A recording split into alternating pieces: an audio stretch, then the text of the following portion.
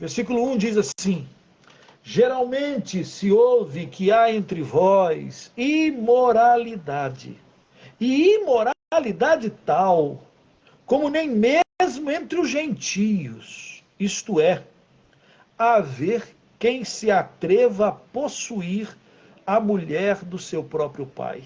E contudo, andais vós ensoberbecidos, e não chegastes a lamentar para que fosse tirado do vosso meio quem tamanho ultraje praticou.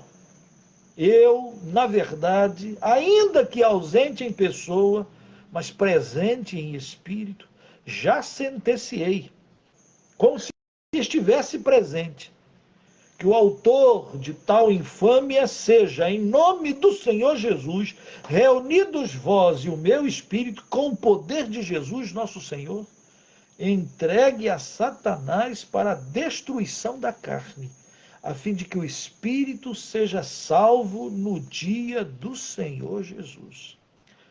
Não é boa a vossa jactância?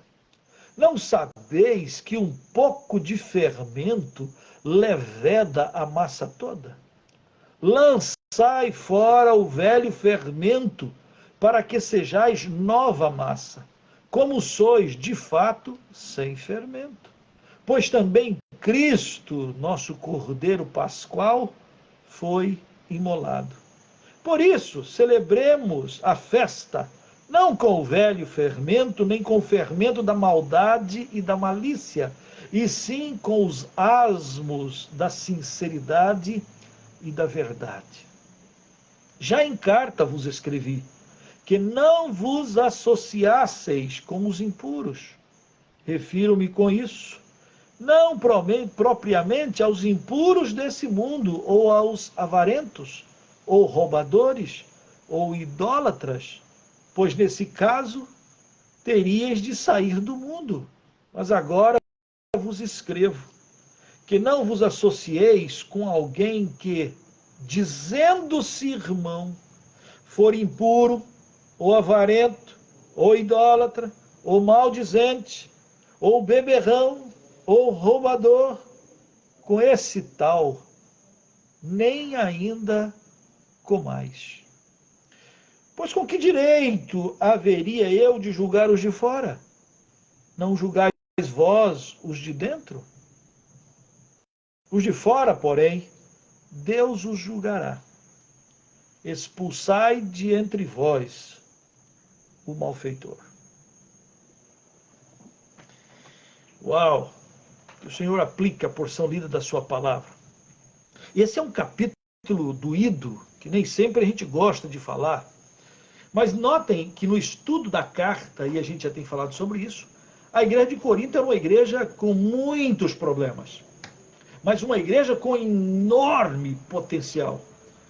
Uma igreja amada, cheia de dons, cheia de talentos, cheia de possibilidades, de sabedoria.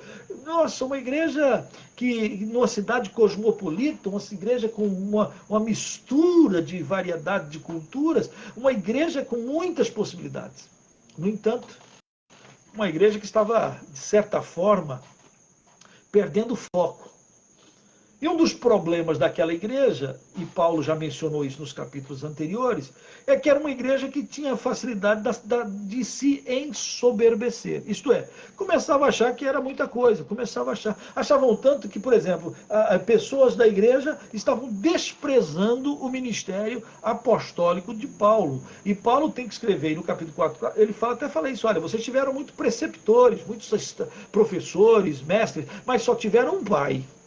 Gente que foi salva, eu diria, por causa do ministério de Paulo, mas gente que estava desprezando o próprio pai espiritual. Isto é, aquele que proclamou o evangelho por meio de quem veio a confessar a Jesus, a se arrepender, a entregar a vida para Jesus.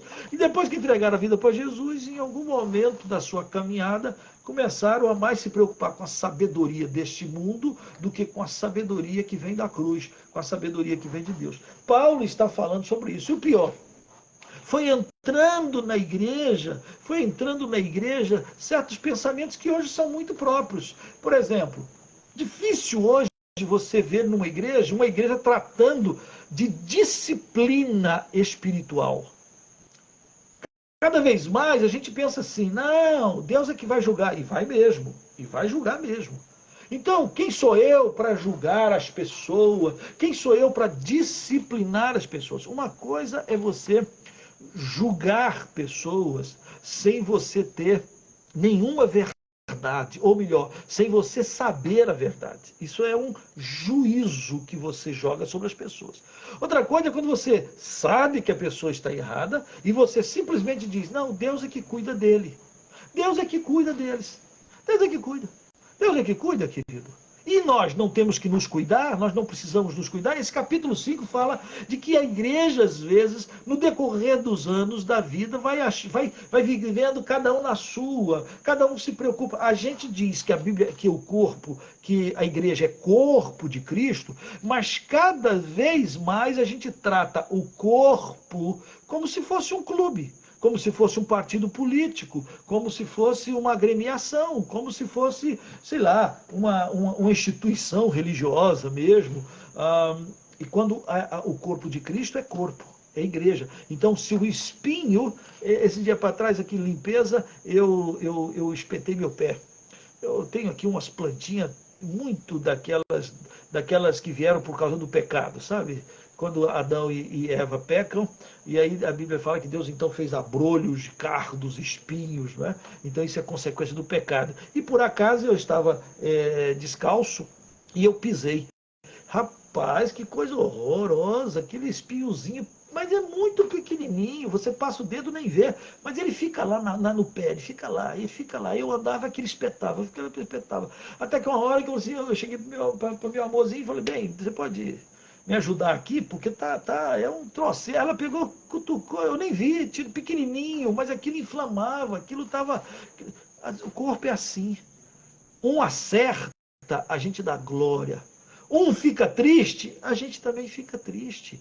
A Bíblia diz que a gente deve se alegrar com os que se alegram e deve chorar com os que choram. Então a gente acaba sendo participante do mesmo povo, do mesmo corpo, das mesmas alegrias e também das mesmas tristezas. O problema é que, então, quando alguém faz a coisa certa, a gente diz, ai, que bom que aquele irmão foi elogiado e fez coisas certas. Glória a Deus. Aquele irmão teve uma postura de crente, uma postura de honesto, uma postura de gente que não é corrupta, deu uma postura voluntária, generosa, a gente se alegra. Mas quando a gente vê pessoas que se dizem irmãos, cristãos, e aí são roubadores, que são corruptos, que são prostitutos, que são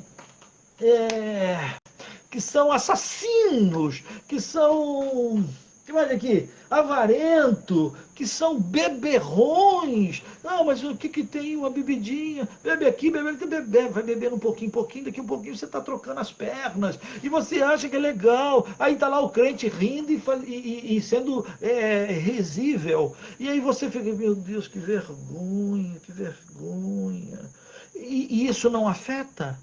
Bom, hoje em dia parece que as igrejas estão mais deixando para lá.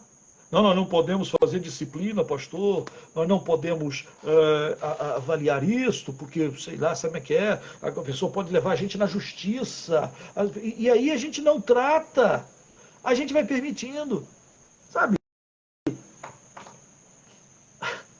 A gente não trata nem quando a pessoa faz uma profecia, que é uma profetada. Você sabia que toda pessoa que diz assim diz o Senhor, e ela fala lá uma profecia, uma coisa qualquer, e essa coisa não se completa, não se concretiza, ela não acontece, tal pessoa é falso profeta. Mas o pastor era uma pessoa tão boa, é tão boa, mas ele usou e abusou do nome do Senhor. Entende? Qualquer coisa. Ah, o teu menino, o que está no ventre da tua barriga é o menino. Parece que o cara tem necessidade de fazer ultrassonografia espiritual. E aí nasce uma menina. Quem disse que foi do Senhor e que o Senhor é que revelou, essa pessoa devia ser disciplinada tremendamente.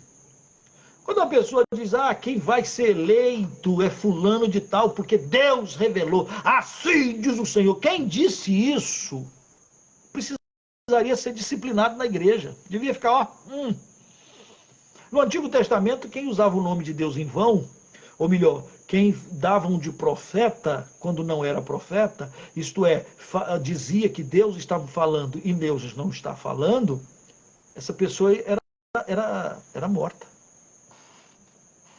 Não estou dizendo que a gente vai sair matando ninguém, não, mas estou dizendo que a igreja precisa dizer, olha aqui, você para de usar o nome de Deus em vão. Você tem que ficar quieto. Só que aqui, no capítulo 5, Paulo está tratando de uma situação vergonhosa, vexatória. Quer dizer, a igreja está ensoberbecida, achando, como nós somos grandes, olha como o evangelho cresceu, olha como nós somos uma igreja que está aculturada, olha como nós somos uma igreja que fala às multidões, olha como as pessoas estão vindo, olha como as pessoas gostam da nossa igreja. Ok, gosta da nossa igreja, querido. Mas até que ponto a nossa igreja está agradando ao Senhor? Paulo aqui está tratando de um problema seríssimo, um problema de imoralidade na igreja. E aí ele diz, versículo 1, nós já lemos, vamos repetir. Geralmente se ouve que há entre vós imoralidade. Olha que coisa.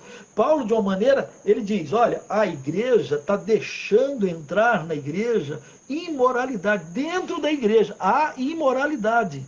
Olha, não é crente, mas tem imoralidade. Tem irmãozinho pegando a irmãzinha, ripa lá para trás, né? Tem irmãozinho, tem irmãzinha, tem irmãozinho agora que não quer nem casar. Ele quer viver uma vida frugal. Ele quer ter um namorico a lá mundano. Ninguém está casando mais, pastor, então vamos fazer um ajuntamento.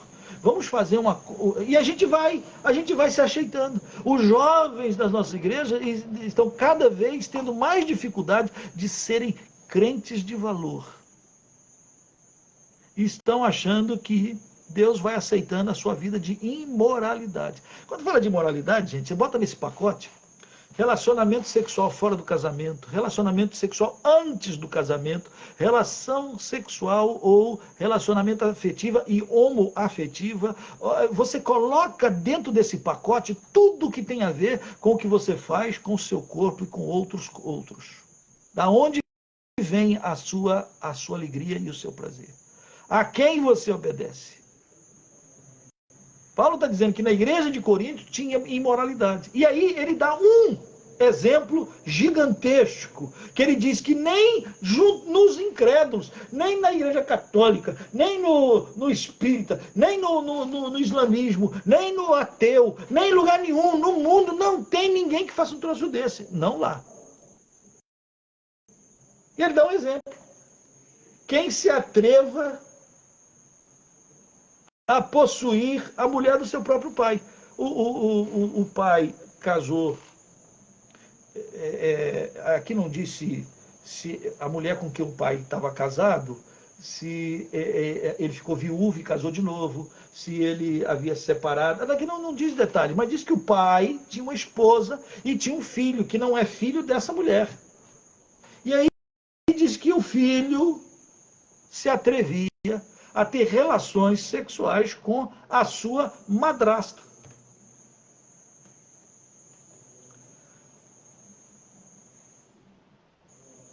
Paulo coloca esse exemplo, não é o único, não era o problema da igreja de Corinto.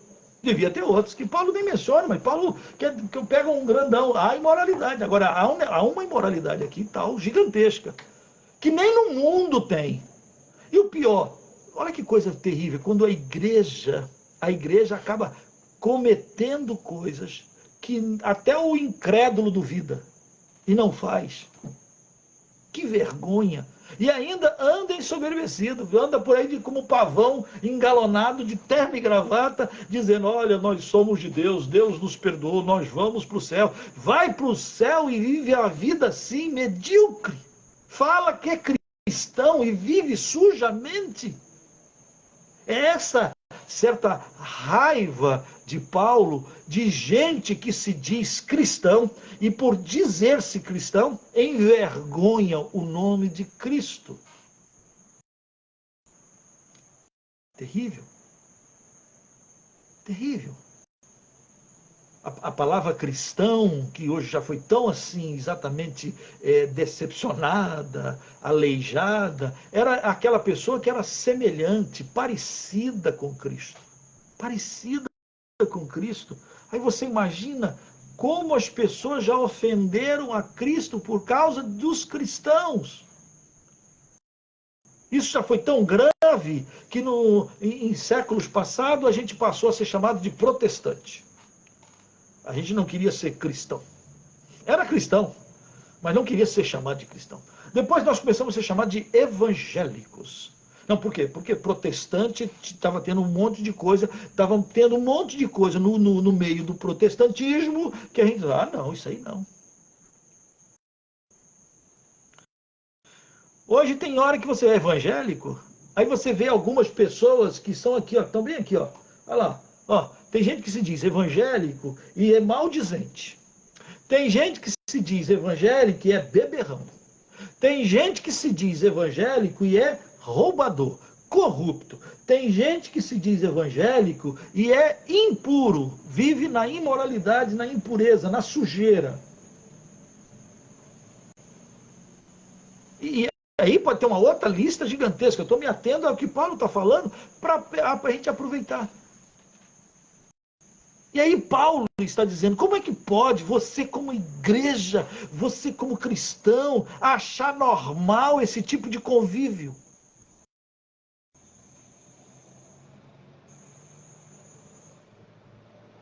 Notem que Paulo vai dizer, vocês estão aí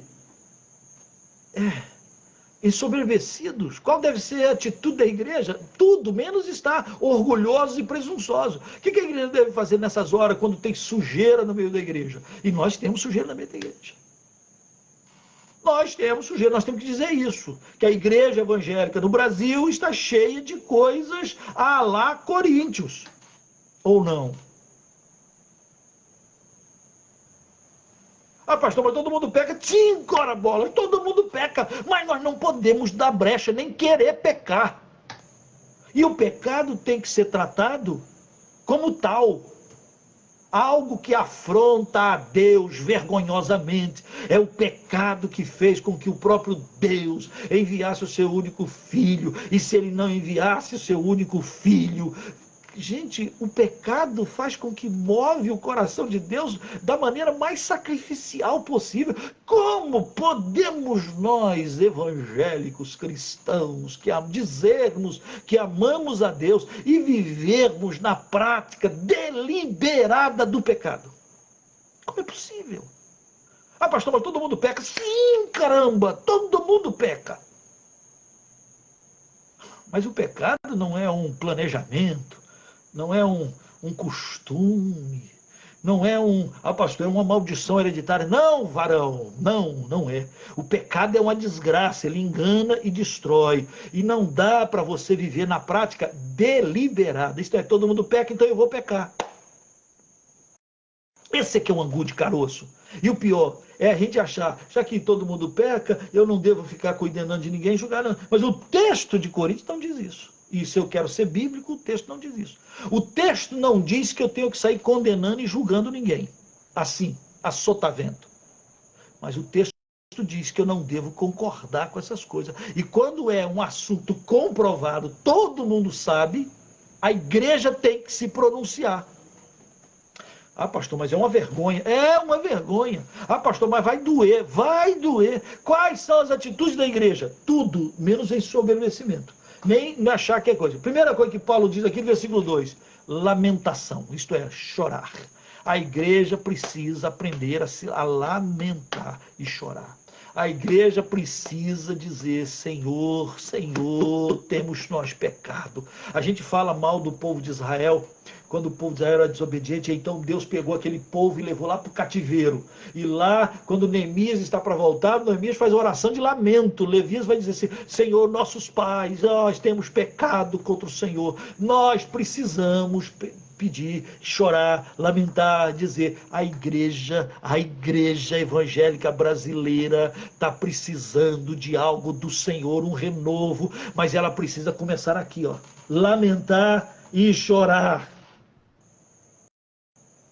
Bater no peito e dizer assim: tá ruim, mas Jesus é tão bom, mas nós estamos vivendo de uma maneira tão porcamente.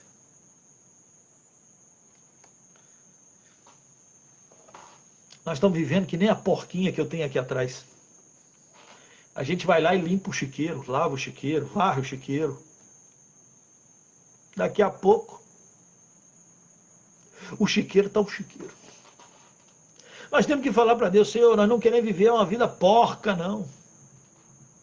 Senhor, nós temos vivido, Senhor, limpa a igreja evangélica brasileira. E aí ele vai dizer lá, o que deve fazer? Está lá, ó. Aí, então, primeiro, versículo 2, lamentar, chorar, lamentar. Sim, nós lamentamos. Mas mais do que isso, tem que estirar do vosso meio quem tamanho ultraje praticou. Isso se chama disciplina. É chegar para a pessoa que está vivendo em pecado e dizer assim: meu filho, olha, a Bíblia diz aqui, ó, que isso que você está fazendo é pecado. Você reconhece que é pecado? A Bíblia diz: se teu irmão pecar, você vai a ele. Se ele se arrepender, ganhou teu irmão. Aleluia. Veja, a Bíblia não manda a gente expurgar todo pecador, não. A Bíblia faz assim, ó: se você vir teu irmão pecar, você que viu, não fui eu, você que viu. Então você vai a ele e você diz: irmão, eu vi tal dia, tal hora, você fazendo isso, isso, isso. Quer conversar sobre isso? Se ele disser assim: vai plantar batata, vai cuidar da tua vida, Deus é que me julga, quem é você para me julgar? Tá bom, você não precisa brigar com ele. Você só tem que chamar mais 2 pessoas, aí você vai na liderança da igreja e diz assim: pastor, aconteceu isso, isso, isso. E aí chama aquele dito cujo e diz: fulano, você tal dia, tal hora, você fez isso, isso, isso. Se ele disser: pastor, só me desculpe, isso não tem nada a ver com a minha vida, vai plantar batata, a Bíblia manda você dizer à igreja: olha o terceiro, é a terceira milha. Você vai, primeiramente. Se ele se arrepender, você não tem que contar para mais ninguém, está resolvido, ganhou teu irmão. Se ele mudar a história, ganhou teu irmão. Aí se a igreja, ele não quer saber, foi mais 2 irmãos, foi a igreja, ele não quer saber. A Bíblia diz que é para expulsar, é para excluir, e é para considerá-lo como um publicano, como um pecador, isto é, como alguém que não é crente. Como alguém que não é crente. Paulo aqui está de uma forma tão forte que ele usa um termo aqui que o pessoal se arrupia. Porque ele diz assim, ó, olha, Paulo está assim, dizendo assim: meu Deus, o nome de Jesus, o nome de Deus está sendo inflamado, está sendo infamado, está sendo vituperado. Olha, e a igreja não faz nada. Então ele diz no versículo 3, eu, na verdade, ainda que ausente em pessoa, ó, virtualmente. Né? Já é um contexto assim, ó, eu aqui, você aí. Deixa eu dizer que se você quer viver em pecado, não diga que você é crente. Fala qualquer coisa. Fala que você está desviado. Fala que você está perdido. Mas você não diga que é crente. Eu, na verdade, ainda que ausente, versículo 3, em pessoa, mas presente em espírito, já sentenciei, como se estivesse presente, ó, que o autor de tal infâmia seja, em nome do Senhor Jesus, reunido vós e meu espírito, com o poder de Jesus nosso Senhor, e entrega a Satanás. Aí o pessoal: o quê? Entrega a Satanás. Ô, querido, deixa eu te explicar uma coisa aqui. Qualquer pessoa que não tem Jesus, qualquer pessoa que está fora dos caminhos de Deus, qualquer pessoa que não segue a Jesus, qualquer pessoa que não anda no caminho que é Jesus, ela está debaixo do jugo do safureta, sabe? Então, quando fala assim, entregue para Satanás, fica pensando, qualquer pessoa que hoje não tem Jesus está entregue em Satanás. A Bíblia diz assim, ó, o mundo jaz no maligno. O que significa dizer isso? O mundo está morto e sepultado no no Satanás, no diabo, no maligno. Então, quando alguém diz assim, e quando Paulo diz assim, ó, que tal pessoa seja entregue para Satanás, ele está dizendo assim, volta para lá. É uma coisa muito pesada, porque Paulo escreve aos Romanos que se Deus é por nós, quem será contra nós? Deus é por nós. Mas quando nós vivemos totalmente em pecado, adorando e servindo a criatura em lugar do Criador, o pecado afasta a pessoa de Deus, o versículo não pode mais ser aplicado a ele. Se Deus é por nós, aí Deus não é por vós. O que significa? E o que sobra? Sobra o que Paulo está escrito aqui, seja entregue para Satanás. E esse entregar para Satanás é um ato de disciplina também, porque aqui Paulo ainda está dizendo, para a destruição da carne. O diabo vem para matar, roubar e destruir, a fim de que o espírito seja salvo. Olha, Paulo não está querendo nem que ele perca, Paulo ainda está dizendo, tomara que ele seja, ele aguente. E é bom dizer, e aí se você continuar lendo a carta aos Coríntios e entrar na segunda carta, esse impenitente, esse cara que é disciplinado, esse cara dá a entender que ele se arrepende.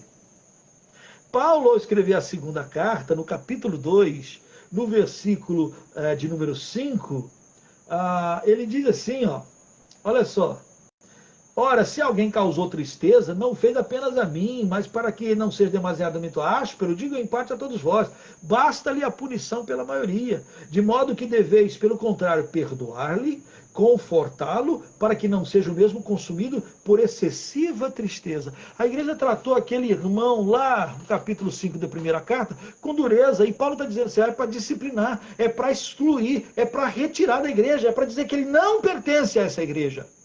Dizer que nós não concordamos com essa vida de pecado, dizer que nós não concordamos com a imoralidade, dizer que nós não concordamos com as mazelas. Nós amamos o pecador, mas não amamos o pecado.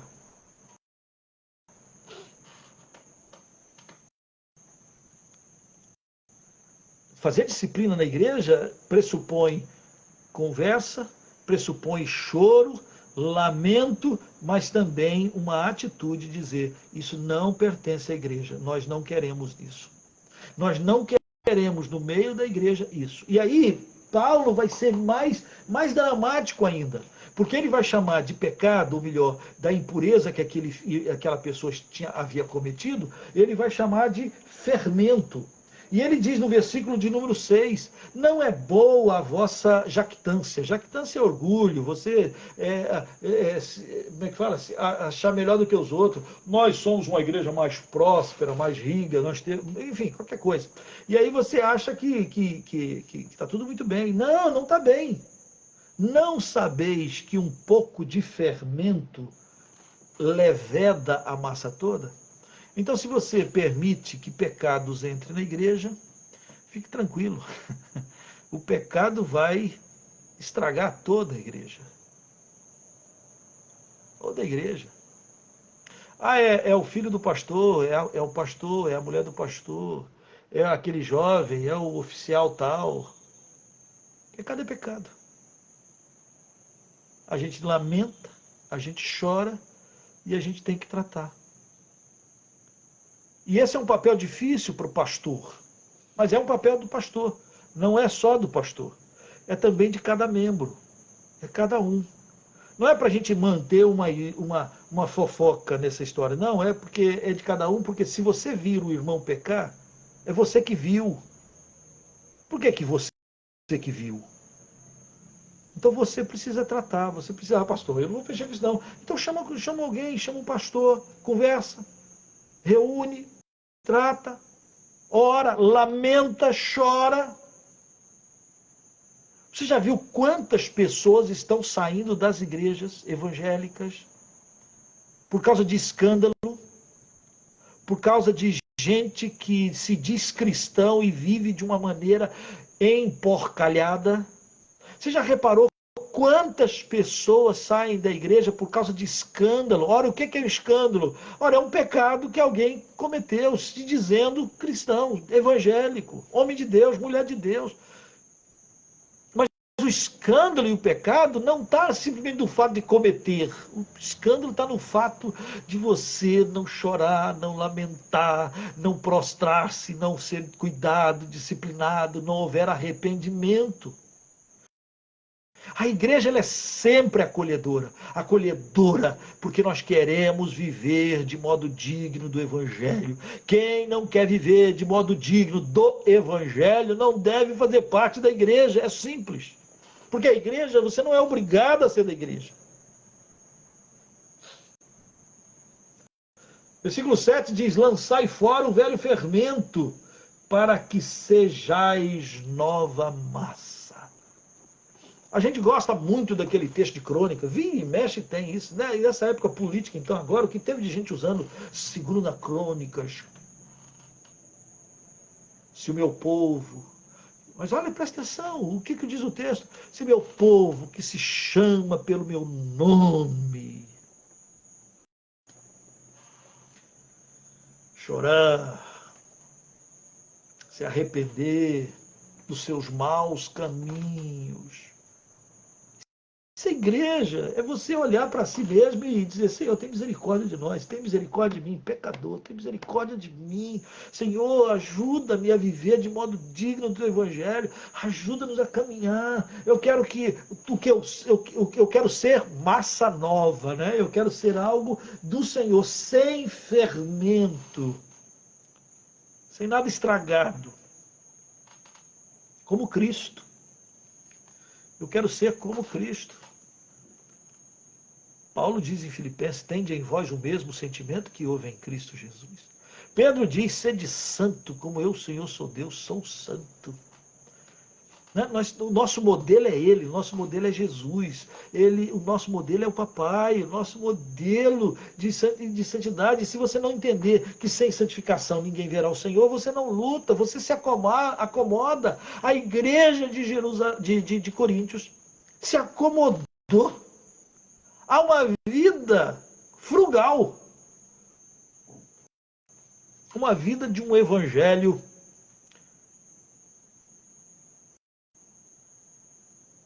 que não é as boas novas de salvação.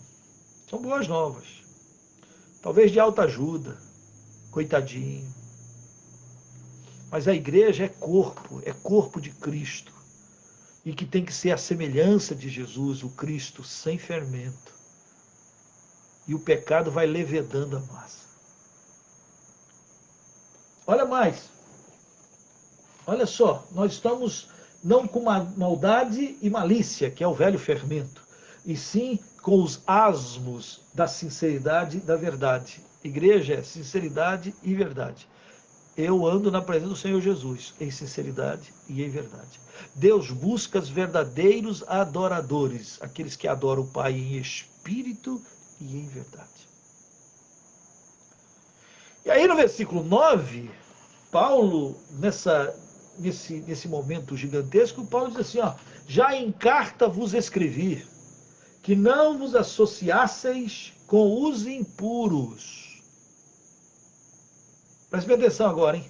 Preste bem atenção, porque tem gente que só lê esse versículo e fala: então aquela pessoa ali ela é adúltera, aquela pessoa ali ela é isso, então eu vou me afastar. E aí muitas pessoas acham, e elas se afastam do mundo, achando que na igreja é um lugar sagrado, sacrossanto. Paulo não está falando isso. Olha só o que diz o texto: refiro-me com isso, que não associasseis com os impuros.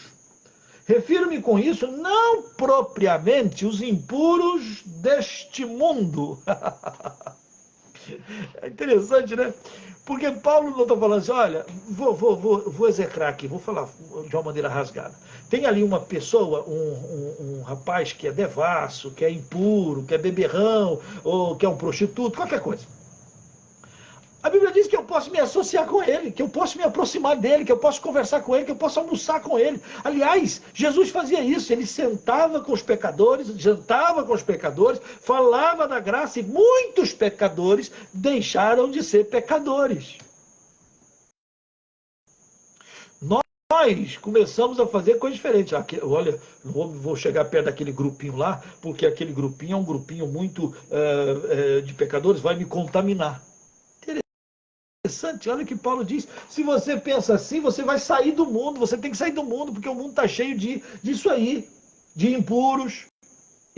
A palavra impuro aqui, gente, volto a frisar, são todos os pecados que você comete no corpo que tem a ver com a sua moralidade. Então, vou dizer, tem a ver com adultério, tem a ver com fornicação. Fornicação é relação sexual antes do casamento. Você é solteiro e a sua namoradinha é solteira. Você gosta do escurinho do cinema. Ou, aliás, você gosta do cantinho. Você gosta de viver uma vida colorida. Você fica aqui, fica ali, fica ali. Deixa eu ver. No dia que Jesus voltar, você fica, entendeu? E você vai ficando, porque isso é uma vida de fornicação, isso é impureza. Ou então você vive uma vida dupla no seu casamento. Você tem a sua esposa ou o seu marido, mas você também gosta de dar uma saidinha. Isso é adultério, isso é impureza. Ah, não, então, tem gente que gosta de coisa com animais, gente. Tem gente que gosta de homens com homens, mulheres com mulheres. Tudo isso está no pacote da impureza. Tudo isso, tudo isso.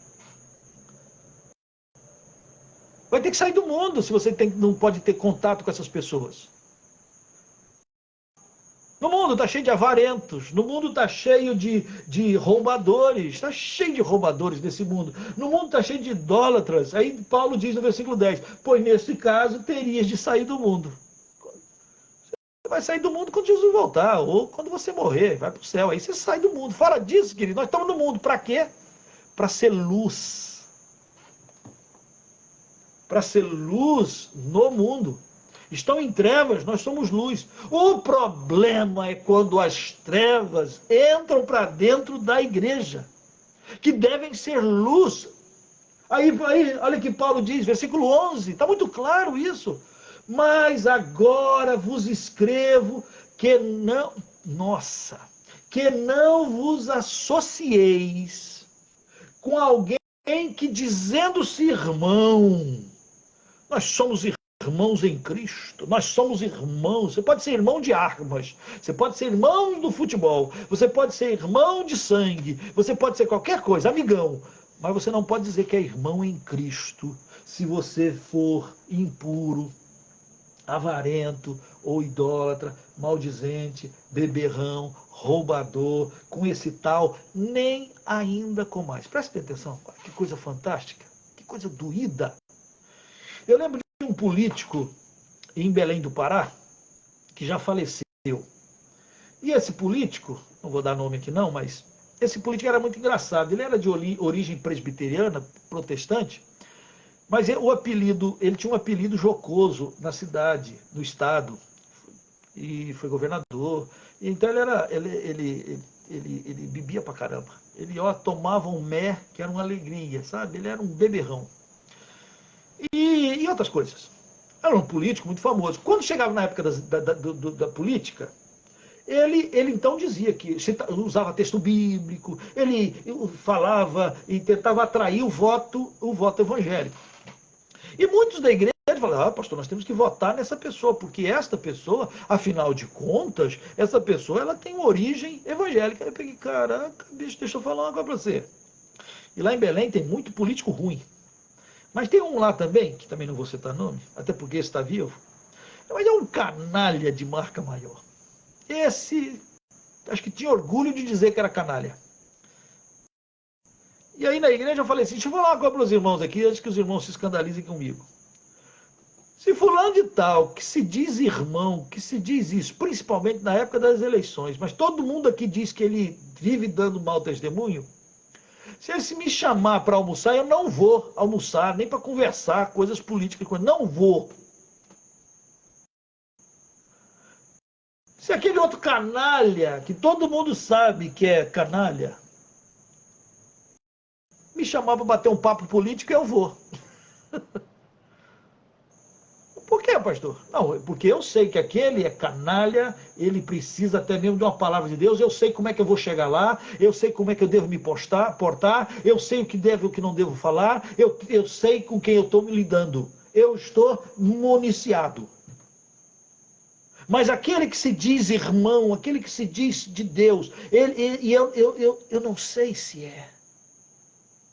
E aqui Paulo diz que nem comer com ele eu devo. Ah, se a igreja começa a passar a limpo certas pessoas, certos políticos, e isso tem a ver de centro, direita e esquerda, tem de tudo quanto é gosto.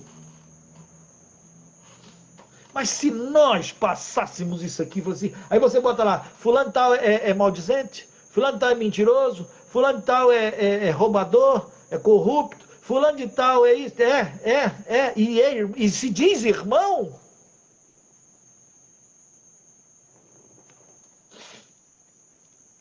Todos nós morremos de vergonha. Todos nós morremos de vergonha daquelas pessoas que estão em preeminência, e aí eles dizem lá, não, fulano tal é evangélico, e aí ele vai lá e fala uma pataguara, uma porcaria. Eu ia falar uns palavrões aqui agora, estou me contendo. Né?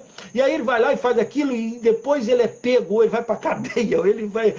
tanta coisa, e você diz assim, meu Deus do céu, o que a Bíblia diz com esse tal? Se ele é maldizente, se ele é idólatra, se ele é roubador, com esse tal, nem ainda com mais. Por que, igreja? Olha o versículo 2. Pois com que direito havia eu de julgar os de fora?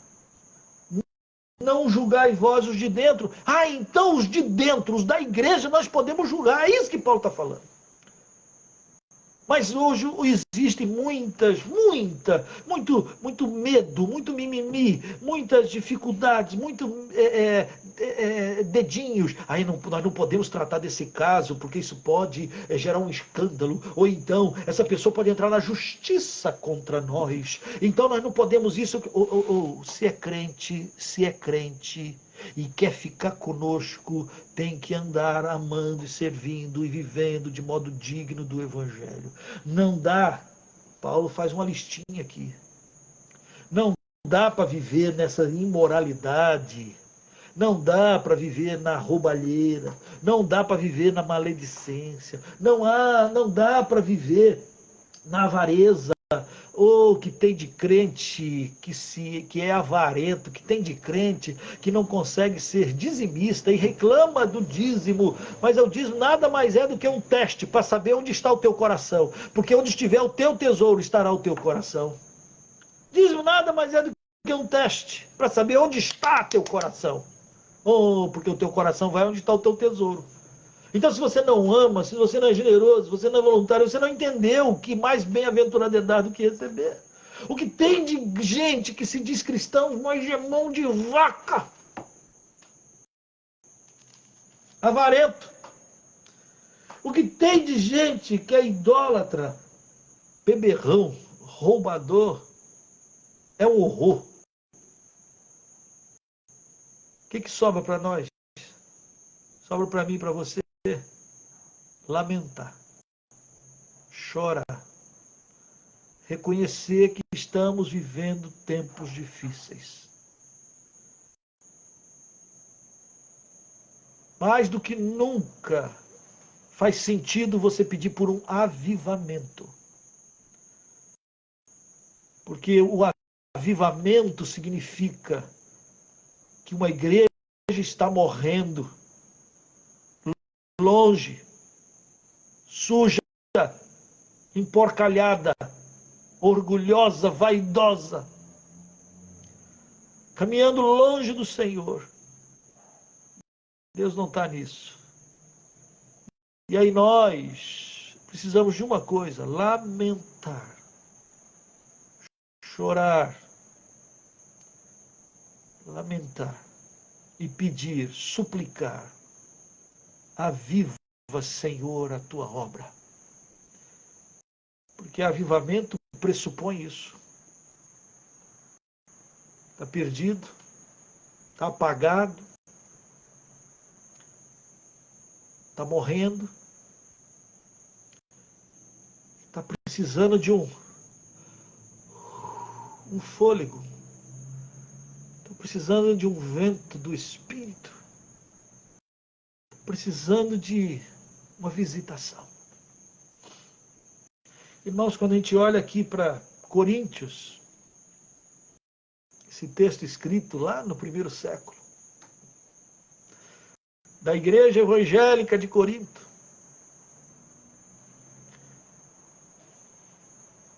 a gente vê isso também muito forte aqui perto. E a gente às vezes fica deixando para lá, achando que cada um vai dar conta a Deus. É verdade, cada um vai dar conta a Deus. E a gente até já viu isso. Capítulo 4, versículo 5 diz que, portanto, nada julgueis antes do tempo, até que venha o Senhor, o qual não somente trará a plena luz às coisas ocultas das trevas, mas também manifestará os desígnios dos corações. Então, cada um receberá o seu louvor da parte de Deus. O corpo de Cristo está sendo aviltado. E nós temos que lamentar, chorar. Aí sim. Crônicas 14, 7, 14. Se o meu povo, que se chama pelo meu nome, orar, jejuar, me buscar, se converter, mudar os seus maus caminhos,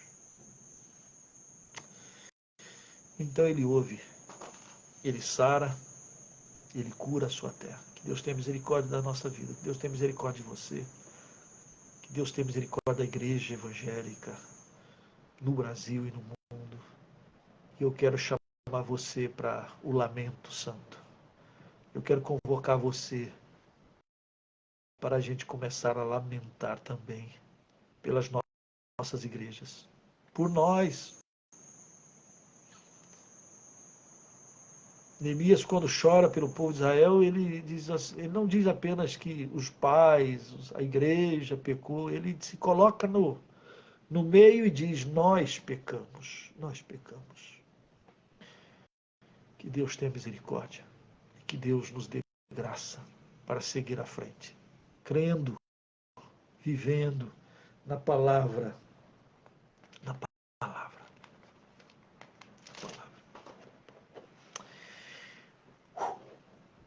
Senhor nosso Deus e Pai, Senhor nosso Deus e Pai, vem sobre nós, vem sobre a igreja brasileira. Oh Deus, quantas vezes nós temos feito o Senhor chorar, quantas vezes nós temos feito o Senhor,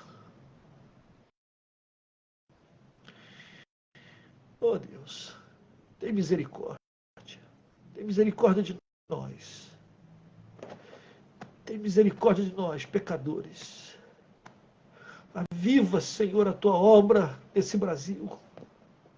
Aviva, Senhor. Faz o teu nome ser honrado e glorificado, conhecido e temido. Para a glória do Senhor. Perdoa-nos. Aviva. Reina. É o que nós te pedimos. Por misericórdia. No nome de Jesus. Amém.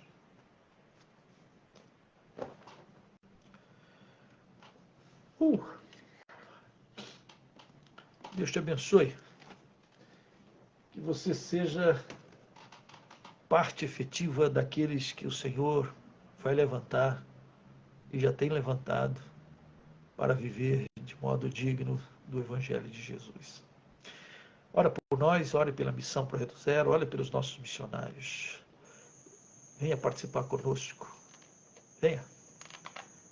Ana Maria, estamos esperando você. Deus te abençoe. Beijo no coração. Até a próxima quarta-feira, queridos, em Cristo Jesus.